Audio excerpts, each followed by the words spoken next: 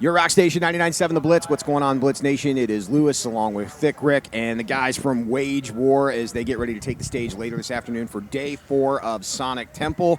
The heat's no joke, that's for sure. It ain't nothing for us. Yeah, we're Florida boys. Oh, is that right? Yeah. But, I mean, what like playing in it though? It doesn't. Still ain't nothing for us. Doesn't even affect you at all. Yeah. I mean, we definitely wish it was colder, but we're doing it to ourselves. We have fire today as well, so pyro on top of it. We're going to be some absolute rotisserie chickens up there. This has been coming up all with everybody we've talked to, Cody and Britton, because I don't know if you heard about what happened with Falling in Reverse on Friday night. That was crazy, man. Drummer had to go to the hospital afterwards. I mean, he was burnt bad. I think we're using the same fire. Oh, yeah. We're ready. Yeah, so that stuff it shoots up and then it just rains down. Yeah.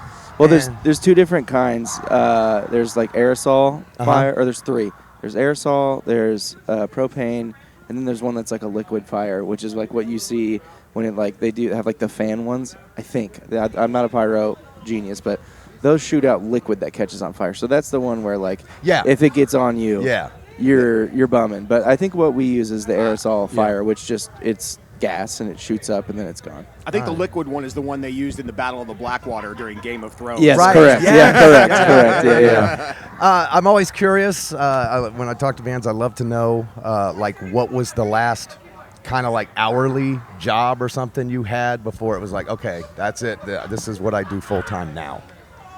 During the pandemic, I did some bartending. All right. We're touring. I'm like, I got to pay the bills somehow. Well, yeah, man. I mean, that was crazy. Yeah. I think the music industry was probably hit harder than anybody. Yeah. Felt like that was restaurants and music. Yeah.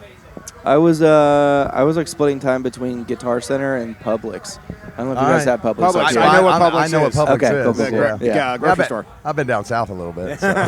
They make a killer sub. Yeah, best subs on is that right? Oh, yeah. All right, I'll have to remember that. Oh, yeah. Now, you guys have seen some success in the last couple of years, of course. What's that like now from when you come back and you get to be on this festival before? Because, there was probably that time where, you're playing a stage and it's great because you're getting exposure, but nobody really knows who you are because you're new at the game. And now you get a couple of records under your belt, you come back, things are a little different. That's got to just feel, like an incredible sense of accomplishment. Yeah, I remember playing this festival when it was Rock on the Range. And it was one of our first big festivals. We had done the circuit that year, and so it was Carolina Rebellion, which was Epicenter Fest, I think. I don't think that one's a thing anymore. But Rock on the Range was here, and this one in particular, we were playing an outside stage, and we were playing at 12 or something like that. Not a great by, you know what I mean? Not a great slot by stretch of the imagination, but we played for so many people. Oh, that's and awesome. I remember just going backstage and being like, wow. We're really doing it now, and so to be on a main stage this year at the prime time 4 to 5 slot is crazy. So 4:45 on the Cathedral stage. Yes, This was the same fest that Metallica played on your birthday, right? Yes. I have some crazy memories about that was this a rough fest. night. I remember. Please share. Yes. I remember watching Death Heaven that year, and they're playing 6 set, and then James and Lars just walk up side stage and start watching them. I'm like, oh my god. They're here. They're real. What kind of pressure is that? That's insane. I'm glad they weren't watching us because I'd start pass crying. Out. Yeah. Just be like, you don't want to be here. But it was cool that they're walking around checking out other bands. Right. Yeah.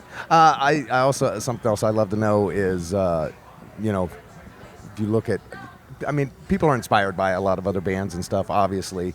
If you could actually share the stage with any music artist in history, any idea who you would pick? Off the top of your head? Metallica. Yeah, I think that's what reminded me. I wanted to ask that question when you brought that up. It sounded like they were. I'm literally playing the James Hetfield signature guitars on stage. Right. So Nice. It's kind of a dead giveaway. I love them. I get it. Hey, if you're going to emulate somebody, there's nothing. That's not a bad option. No. You could do far worse. That's for sure. Of course, today it's a little bit hot, but it's nice to see we got here earlier this morning. The diehards are already out there and ready to go. They were like that on Friday when it was just pissing rain for an hour and a half. So it's it's going to be a raucous crowd. It's day 4, so it's going to be a good time. Everybody's ready for the last day. What do you guys have any surprises planned? Do you guys have anything going to break out? Anything new? Do anything somebody might not expect? We put out a new song 2 days ago, 2 days ago. Yeah. Yeah, we are playing that today. So is this the first time you're going to play it live since it's been released? We actually debuted it in Jacksonville at Welcome to Rockville. Rockville. Yeah, Okay. That's our home state, so we wanted to give them something special. But I mean, we told you about the fire. That's kind of a surprise. Yeah. When you mentioned you're from Florida, I was going to ask if you guys got to play Rockville because I didn't see the whole lineup. But did you get that hometown welcome? Oh, yeah. That was the most people we've ever played for. Really? In our entire, it was insane. Man, that's got to be just awesome. An endless. And same story with Rockville. I mean, first time we played Rockville, it was like 12 o'clock, third stage, all the way on the other side of the festival, nowhere near the main stages, and it was still great. So this year we were like main stage, great 5 o'clock slot. Yeah, so it was great. Good for you guys though, because when you get the ask, hey, we want you to play this festival, and you're like, all right, yes, and then you find out you're going to open the festival on a stage that probably nobody's heard of. The fact that you still do it and you still put 100% and go balls to the wall with it says a lot. Because I mean, it's a different scenario. You know, you're playing, people are still filtering in, and you're halfway through your set. So yeah, but like you could be playing in front of 600-700 people that's never seen you. Yeah, so. as long as you're getting new eyes on you and ears on you. I feel like we have this it's a game for us if we're playing for either a crowd that we feel like isn't our crowd or even like a smaller crowd. Like we want to like pull people into the thing. It's like I want to win. We want to win people over. That's like that's a fun thing for us. Yeah, it's a challenge. Like if I see a crowd that's like not too into it, like our music, I'm like I'm going to make you. Get into it. Man, that's the right attitude. But that's the cool thing though too, because when you have these massive festival lineups, you get exposed to an audience who might not know who the hell you guys were until they saw this lineup. And then the next time you guys roll around to do your own thing, somebody's going to be like, oh, that's that band I saw a couple of years back at wherever, and, come check you guys out. We did the Knotfest Roadshow, and it was the same kind of deal. Like, we played first, but people were still filtering in, and there's so many people that come out to our shows now, like, oh, we saw you on this. Yeah. And, That's probably a great thing it's about the same festivals. thing with these fests, you're playing in front of thousands of people that have never heard your name, and usually you walk away with new fans. Right. Yeah. So have you guys met Ronnie Hunter from the Blitz? She does our afternoons. I mean, she's like the rock goddess of Ohio. I'm telling you, she's been everywhere. Maybe I am horrible with names. That's all right. Anyways, but she always asks us. She told me I have to ask. She always wants to know. I know it's crazy, but Ronnie said she wants to know what is your favorite dessert. Ooh.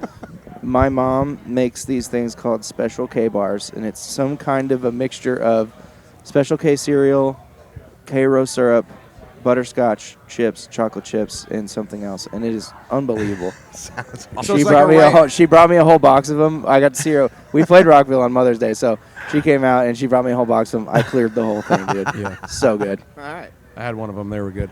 Mine would probably be a brownie sundae. Okay, that came up yesterday. Just a nice homemade hot brownie. You put the Heated, right? Oh, yeah. Okay, all right. Right out of the oven, you put the... Brownie's got to melt the ice cream. Yeah. You put the vanilla scoop on top, a little bit of chocolate syrup, and you're good to go. Okay. Mike from Stained, he said molten lava cake, and he goes, and you make it better with a scoop of ice cream. Yep. He goes, forget it, man. That's from Chili's. Chili's got that. Oh, yeah. He said, I will mow you down to get to that in a heartbeat. Very cool. You can see these guys this afternoon on the Citadel stage. Cathedral stage. Yeah, 450. 450 on the Cathedral stage today. They are Wage War. Good luck with the new single. Looking forward to seeing the success that you guys continue to have and seeing you guys rock out in all this heat today at Sonic Temple. So, Cody and Britton, thank you for joining us. Thank you for having us.